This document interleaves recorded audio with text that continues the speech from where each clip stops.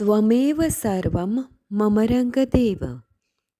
દત્ત ભાગવતનું બિરુદ પામેલ શ્રી રંગ અવધૂત શ્રી વિરચિત શ્રી ગુરુલીલામૃત ગ્રંથ આવાગમનના ફેરામાંથી મુક્ત કરાવે છે.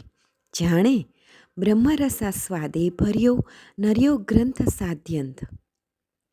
આ વરદ અને ઔપાસનિક ગ્રંથને રંગબાળ શ્રી જગદીશાનંદજીએ સરળ અને સંક્ષિપ્ત ગદ્ય લેખન રૂપે વર્ષના દરેક દિવસ માટે એક પેજ તેમ 364 પેજમાં આ શ્રીરંગ બ્રહ્મરસાસ્વાદનું સર્વને રસપાન કરાવ્યું છે. તે ક્રમમાં દરરોજ શ્રવણ કરીએ. દત્તબાવનીના ગાન પછી આ એક પેજનું પઠન કરવું શ્રેયસ્કર છે. સપ્તાહ 18 મંગળવાર. અલગજી કહે છે કે હે નિરંજન, તું સાંભળ. જ્યારે જીવનમાં કોઈ પણ અશુભ ઘટના ઉદ્ભવે છે ત્યારે જ સાચા સાધકની ત્યાં કસોટી થાય છે. જીવનમાંથી અશુભ ઘટનાઓના દુઃખને દૂર કરવા બીજાને સમજ આપવાવાળાઓનો તો જગતમાં તોટો નથી, પણ જ્યારે એવો સમય આવે ત્યારે ભલભલા જે તે વિપરીત સમયના ભાનમાં પોતાનો અહંકાર આવવાથી એકબીજા પર દોષારોપણ લગાડી પોતે પોતાનો જ નાશ કરે છે. એટલે કે પોતે પોતાના મૂળ સ્વરૂપને કે પોતાના કર્મ અને અજ્ઞાનને કારણે ન ઓળખી શકતા હોવાથી પોતે જ પોતાના કર્મથી અંતે દુઃખી થાય છે. દેવયાની અને શર્મિષ્ઠાના અજ્ઞાન અને અહંકારથી સર્જાયેલી ઘટમાળ તો અતિ નાનામાં નાની અને સહજ વાત હતી. અરે ભાઈ, આવી વિપરીત પરિસ્થિતિમાં પોતાનું શરીર લજ્જાથી ઢંકાઈ જાય અને પોતાની આબરૂ બચી જાય તે જોવાનું અગત્યનું છે.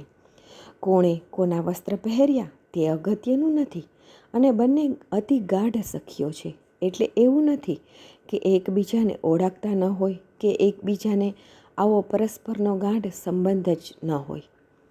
બધું જ જાણતા હોવા છતાંય આમાં ક્રોધ આવવો, ગાળો બોલવી, અંદરો અંદર ઝઘડવું અને અંતે એકબીજાના અહંકારથી આગ લગાડી એકબીજાનું ભૂંડું કરવું, ક્રોધના આવેશમાં કૂવામાં ધક્કો મારવો. અલગજી કહે છે કે હે વત્સ, આ વાત માત્ર દેવયાનીની કે શર્મિષ્ઠાની નથી.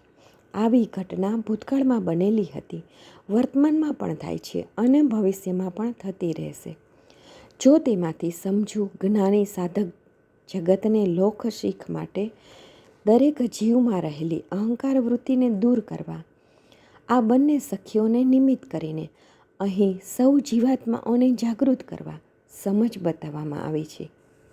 દેવયાની એ શુક્રાચાર્ય જે દૈત્યોના ગુરુ છે અને દેવયાનીની ખાસ સખી શર્મિષ્ઠા તે વૃષપર્વા દૈત્યની દીકરી છે. વૃષપર્વા એ શુક્રાચાર્ય દૈત્ય ગુરુનો શિષ્ય છે, એટલે દેવયાનીને દૈત્યોના ગુરુની દીકરી તરીકેનો એને મન અહમ છે. હું કોણ? તારા પિતાના ગુરુની દીકરી. તારો બાપ તો મારા બાપનો શિષ્ય છે, એટલે તારો બાપ મારા બાપનો ચાકર કહેવાય, એટલે કે દાસ કહેવાય. એટલે હું તારાથી ઉચ્ચ વર્ણની, તારાથી વધારે સામર્થ્યવાળી, તારા બાપના કરતાંય વધારે ધન વૈભવવાળા ધનવાન બાપની દીકરી. અખિલ બ્રહ્માંડમાં પણ જે કોઈ મૃત સંજીવની વિદ્યાને સિદ્ધ કરી શક્યું નથી તેવા મંત્ર તંત્ર યંત્રના સિદ્ધ દૈત્યાચાર્યની દીકરી. એટલે તું ક્યાં અને હું ક્યાં? આવા અહંકારની અજ્ઞાનની દુર્વૃત્તિ, હું બીજાથી કંઈક વિશેષ છું અને મારી તોલે તો કોઈ જ ન આવી શકે, આવા ઘમંડી વિચારવાણી વ્યવહારની વૃત્તિ વેખરીથી ઉશ્કેરાઈને અંતે સામેવાળાનો નાશ કેમ થાય એમ વિચારે છે. આવું અજ્ઞાન જ્યારે બંને પક્ષે એકબીજાને ટકરાય છે ત્યારે જ અહમને કારણે વિનાશ સર્જાય છે. માટે જ જ્યારે આવી દુર્ઘટના ઉદ્ભવતી હોય ત્યારે જીવાત્માઓએ પોતાના મનના આવેગને ખૂબ શાંતિથી ધીરજ રાખી મૌનમાં જ આવી ઘટમાળને પોતાની આત્મસુસ્થી જો સમજે તો જગતમાં ક્યાંય અનર્થ થતો નથી. શત્રુને મિત્ર જેના એ કે નહીં ઉર્માને.